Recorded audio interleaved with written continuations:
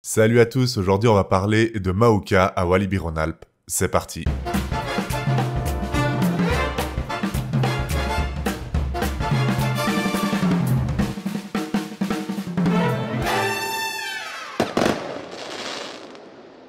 Mauka est alors le cadeau que nous fait Walibi-Rhône-Alpes pour ses 45 ans. Ils ont ouvert une zone complète dans le quartier d'Exotic Island qui a coûté, coaster et zone comprise, autour des 10 millions, ce qui est un investissement énorme pour un parc de ce calibre-là, de cette taille-là. Très sincèrement, ça se voit quand on y va. Alors je vais pas m'épancher trop tout de suite sur les détails du coaster, on va faire les choses petit à petit. Donc Mauka signifie s'échapper en hawaïen, donc l'histoire veut qu'on soit sur un site archéologique et qu'on aurait réveillé un ancien dieu et qu'on devrait s'échapper tout simplement du site archéologique. C'est pour ça que les trains de Mauka ressemblent à des petites voitures en fait, tout simplement parce que l'idée c'est que on s'échappe complètement.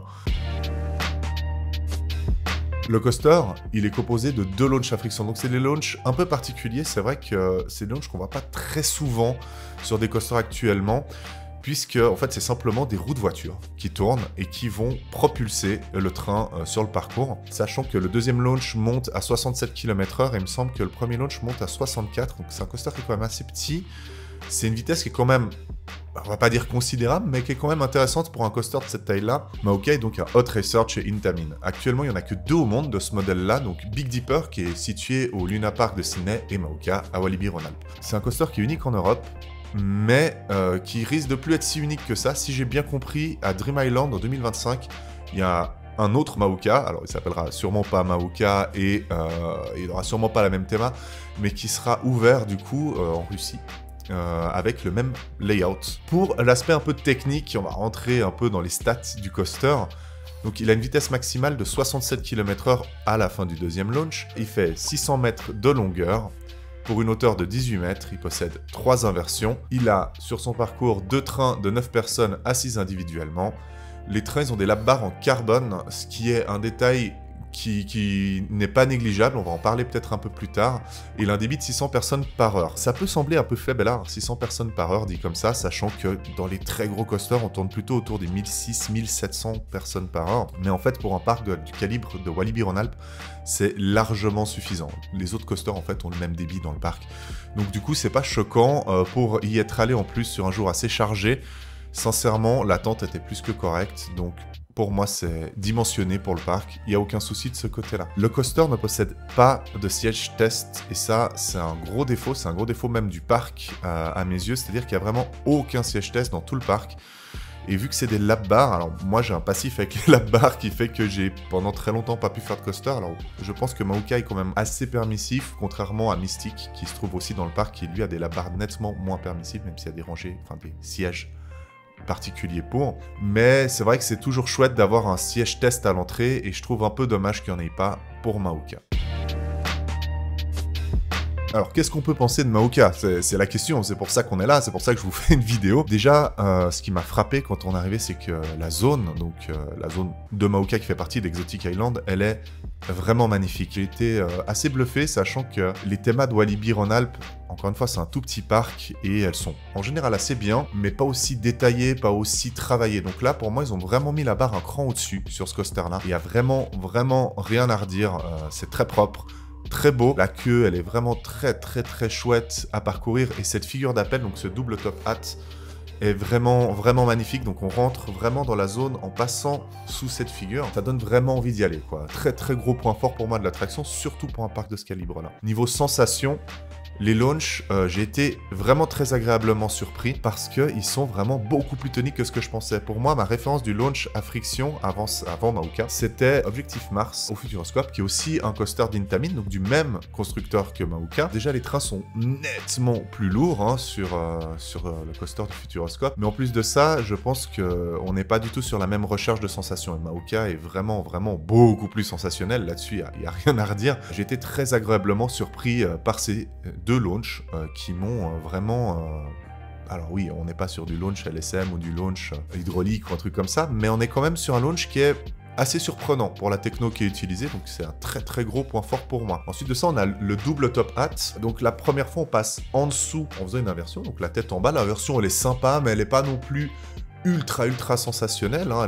Voilà, elle est juste agréable à passer, mais quand on passe la deuxième fois sur le top hat, on a en fait un virage en overbank, donc c'est-à-dire incliné dans le sens inverse de ce qui devrait, dans le but de nous éjecter du train. Et là, l'airtime, surtout sur les premiers rangs, je le trouve complètement fou. Moi, j'aime bien les overbanks comme ça, de base, je le cache pas, mais quand on est dans les premiers rangs, cet airtime, il est vraiment très efficace, surtout pour une attraction de cette taille-là, de ce calibre-là. C'est vrai qu'il y a quelques airtimes sur l'attraction qui sont assez puissants et on s'y attend pas nécessairement la première fois qu'on monte dedans, donc c'est assez chouette et pour moi c'est un énorme point positif ce double top hat. On a aussi des airtime hills, donc vraiment des camelbacks, des boss si vous voulez sur l'attraction, qui sont très bien profilés. Après, quand on a l'habitude et qu'on voit comment elles sont construites, c'est vrai qu'on se rend compte très vite qu'elles sont vraiment construites d'une façon où on va avoir un magnifique éjecteur et très sincèrement, surtout celle qui est après, il me semble qu'elle est après le deuxième launch, donc après le top hat.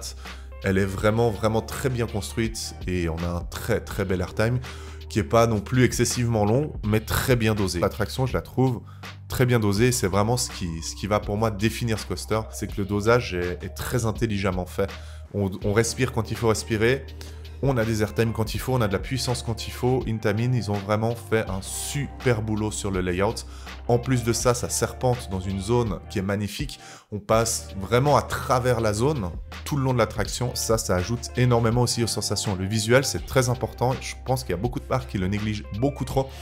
Et là, Walibi Rhône-Alpes a fait vraiment le très bon choix d'intégrer complètement le coaster dans la théma et de nous faire vraiment apprécier les inversions, les passages dans le décor.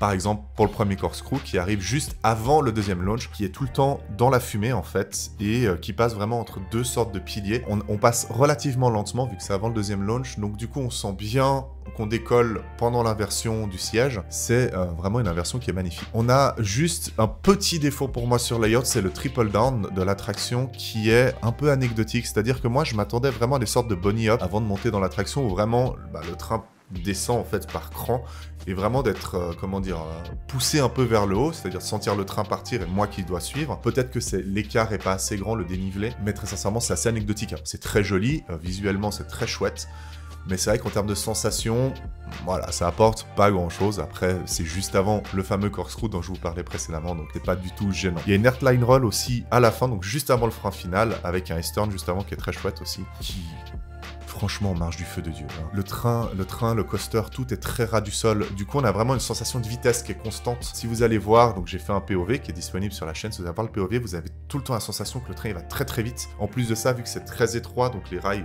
vu que c'est un single rail, sont vraiment tout petits. On a vraiment une sensation de vitesse, même si on va pas si vite que ça. 67 km/h, c'est pas non plus gigantesque.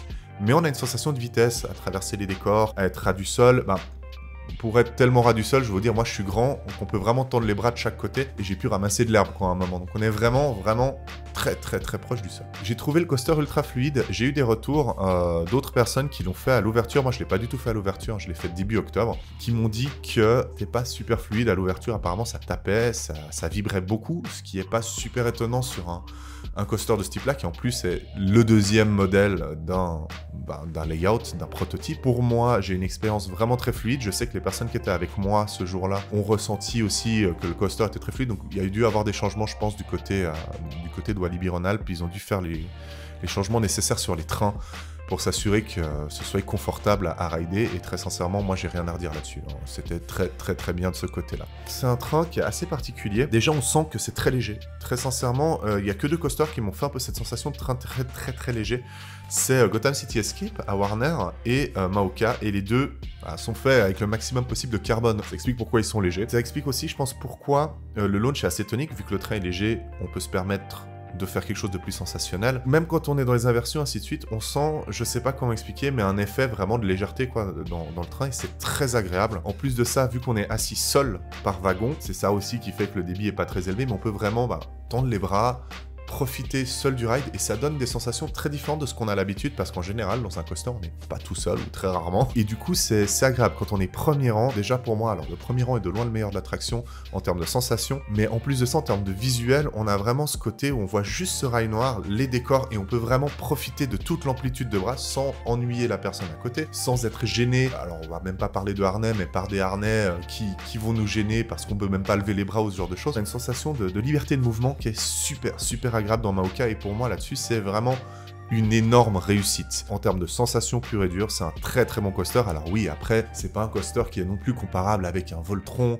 avec un Toutatis ou un coaster qui est vraiment massif et qui est vraiment, comment dire, calibré pour être un coaster international. On n'est pas sur ce calibre-là, mais on est quand même pour un petit parc dans un coaster qui est vraiment très très efficace. J'ai trouvé la gare vraiment magnifique. Elle est simple, on dirait vraiment une tente en fait d'explorateur. Le train arrive dedans, donc très simple, très efficace. Le pré-groupement marche très bien. Les opérateurs, ils sont au top. J'ai honnêtement jamais eu de souci avec les opérateurs à Walibi Rhône-Alpes. Ils ont toujours été super cool, super avenants, super compréhensifs. Quand on leur dit, écoutez, j'aimerais faire tel rang parce que je veux filmer, ou j'aimerais faire ci ou ça, ils vont toujours essayer d'être arrangeants. Alors bien sûr, dans la limite du possible, hein. Le but, c'est pas de pourrir les opérations non plus. Mais ils ont toujours été très agréables et très efficaces. Moi, c'est vraiment la première chose que je demande, c'est que les trains partent en temps et en heure, qu'on fasse pas trop la queue. Et là-dessus, il y a vraiment rien à redire côté opérateur, côté parc. En revanche, côté opération, donc je mets pas les choses sur l'opérateur, mais là je vais plus parler du constructeur. Intamin a un peu la réputation d'être un constructeur pas super fiable, alors pas du tout en termes de sécurité, attention, la sécurité elle est nickel, il n'y a rien à dire là-dessus, mais plutôt en termes de fiabilité d'opération, c'est-à-dire que nous, quand on est allé visiter le parc, alors, je rappelle que c'était un jour quand même relativement chargé pour le parc, mais quand on est allé le visiter,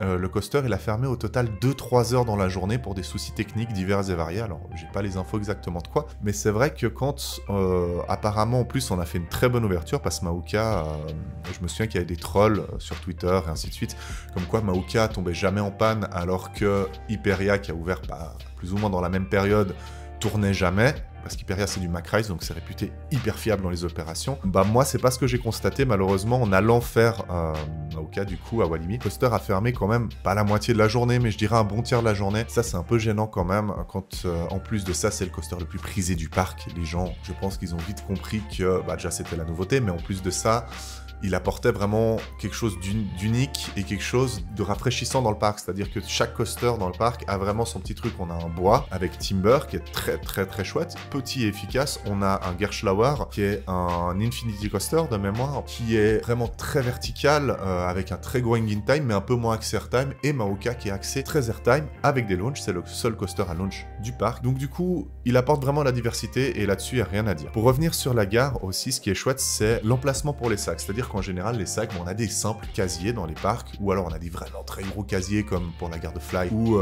Voltron.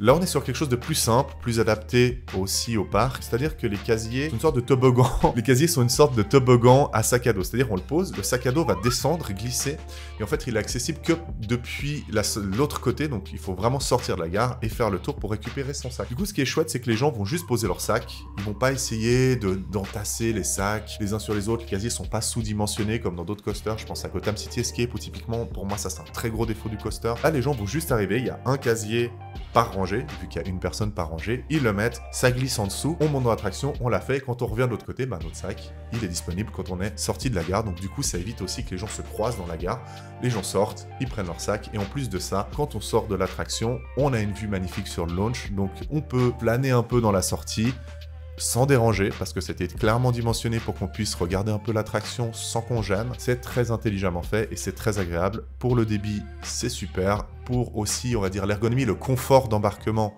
c'est top. Donc là-dessus, très intelligent. C'est la première fois que je vois un système de casier comme ça dans un parc. Et pour les petits parcs, très sincèrement, je pense que c'est vraiment ce qu'il y a de plus adapté. En tout cas, c'est ce que j'ai vu de mieux actuellement. À titre personnel, Maoka, c'est mon coaster préféré de Walibi Rhône-Alpes. On va dire les choses très clairement. J'adore Mystique. Je le trouve très chouette. Je le fais toujours quand je vais à Walibi. J'adore Timber, même si Timber, pour moi, il est nettement plus familial que Mystique et Maoka. Pour moi, c'est le meilleur ajout et c'était clairement l'objectif du parc de faire ça. C'est-à-dire, leur objectif, c'était de faire un coaster qui soit pas trop impressionnant visuellement, même si je trouve que la figure d'appel, je pense que pour les gens qui sont vraiment frileux des coasters, on va dire ça comme ça, elle peut être impressionnante, surtout avec ce double top hat et l'inversion, parce que ce qui est impressionnant surtout pour les gens en général, c'est les inversions. Et l'idée pour le parc, c'était de faire un coaster qui était pas trop impressionnant visuellement, mais qui apporte des grosses sensations.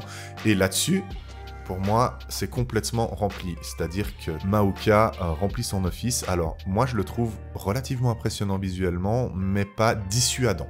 Voilà. Et c'est ça le plus important, c'est que les gens montent dedans, et soyez un peu surpris. Et le but du parc à terme, c'est que dans le cœur des gens, Maoka soit leur coaster préféré. Dans l'absolu, moi j'ai vu des gens qui préfèrent Mystic, j'ai vu des gens qui préféraient Maoka. En tout cas, ça se joue entre les deux et je comprends très sincèrement que des gens préfèrent Mystic parce que Mystic est aussi un excellent coaster. Moi, je préfère Maoka parce que les airtime. Tout simplement, les airtime sont très bons, ils sont très bien placés, très intelligemment faits, très agréables. Pour moi, il n'y a rien de plus à redire. Si vous passez dans la région, donc il faut savoir que Walibi Rhône-Alpes, c'est situé pas très loin de Lyon. Je vous invite à aller y faire un tour parce que le parc vaut vraiment la peine. Pour une journée, c'est largement suffisant et Maoka vaut vraiment le détour. Petite anecdote, moi quand je suis allé à Walibi, j'y suis allé avec des amis, c'est pour ça que j'ai préféré pas vlogger dans le parc, j'ai préféré profiter de ma journée avec mes amis et ensuite vous faire une vidéo un peu comme ça, un peu différente. C'est vrai qu'en plus là il y a l'hivernage qui arrive, donc c'est vrai que sur les vidéos, je vais peut-être devoir un peu plus tourner chez moi. Quoi qu'il en soit, Maoka pour moi est un ajout vraiment intelligent pour Walibi Rhône-Alpes. C'est ce qu'il fallait. Très sincèrement, pour moi, il n'y a rien de plus à dire. C'est ce qu'il fallait. Je suis très curieux de voir ce que Walibi Rhône-Alpes nous réserve pour les années à venir, sachant que là, ils n'ont pas annoncé grand-chose. Maoka, c'était vraiment la fin d'un plan d'investissement sur 10 ans qui se termine maintenant. Tout ce qu'on sait, c'est qu'ils vont faire des travaux sur le parking à l'avenir. Mais on va voir ce que ça donne pour les 50 ans du parc. Du coup, dans 5 ans, est-ce qu'ils nous prévoient un gros truc? On verra bien. En tout cas, si cette vidéo vous a plu, n'hésitez pas à la partager, à like, à mettre la cloche. Tout ça, vous connaissez. Vous trouverez tous mes réseaux aussi dans la description. Moi, je vous fais des gros bisous. Salut!